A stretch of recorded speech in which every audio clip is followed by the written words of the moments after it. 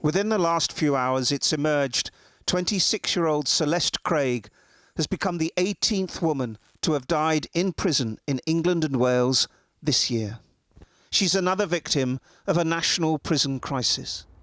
She was found in her cell at Style Prison, the same jail which triggered a major government inquiry back in 2007 into the treatment of vulnerable women in the criminal justice system. Nearly half the deaths have been self-inflicted. Every one may be different, but each has left a family struggling to come to terms. This was an exceptional birthday to remember. There was cake, there were candles, and there were family and friends. The only person who wasn't there was the birthday girl herself. Happy birthday. For Natasha Chin had died in prison 3 months ago. If she was here, she would be celebrating her 40th birthday. So we have to do that for her. I would like everyone to come up one by one, everyone in the room, to light a candle in memory of Natasha. These are not birthday candles, but were lit to remember. Natasha was found dead in her prison cell in July. It was very sudden, so sudden, her family and friends are still struggling to cope. It's still unbelievable as I speak to know that she's actually not here. It's changed all of our life. We're all missing Tasha. We never would have thought something like this would have happened to our family member. It's just it's unbelievable. Natasha is one of 17 women to have died in prison this year, the highest figure since 2004. Each case may be different, but that of the 40-year-old, who was in a drug rehabilitation program, is raising very serious concerns about the system. But after all, this is too big. The family have still not been able to bury her.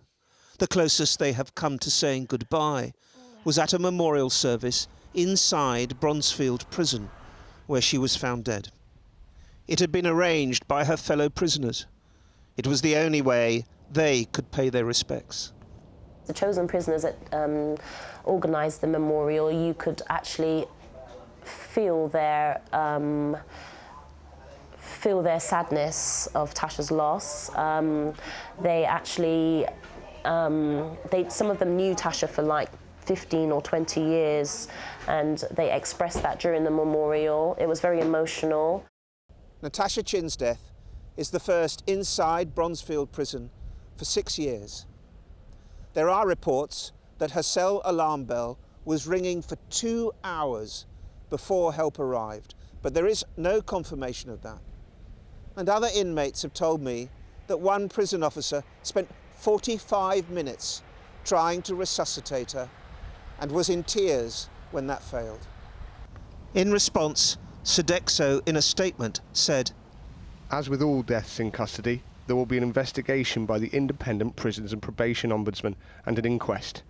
Therefore, we are unable to comment further at this stage." This is the book that was given to us by the prisoners. Many prisoners took to writing messages of condolence to the family. Natasha's death had resonated throughout the jail. So many people have gone out and put their effort out for Natasha to let us know that how much they will actually miss her. So it was really touching. She'd been a cocaine and heroin addict for much of her life. Pickpocketing mainly paid for the drugs. But it was breaches of her probation conditions which sent her back to jail the day before she died. Even when you're asked by friends, what happened to your sister, you can't actually answer the question because you don't actually know exactly what happened. You just know that she was arrested one day, spent the night in prison, and she died the next night. It's very sad. It hurts us deep down inside to know that Tasha's not here and we don't know why she's not here. But the family of Natasha Chin are not alone.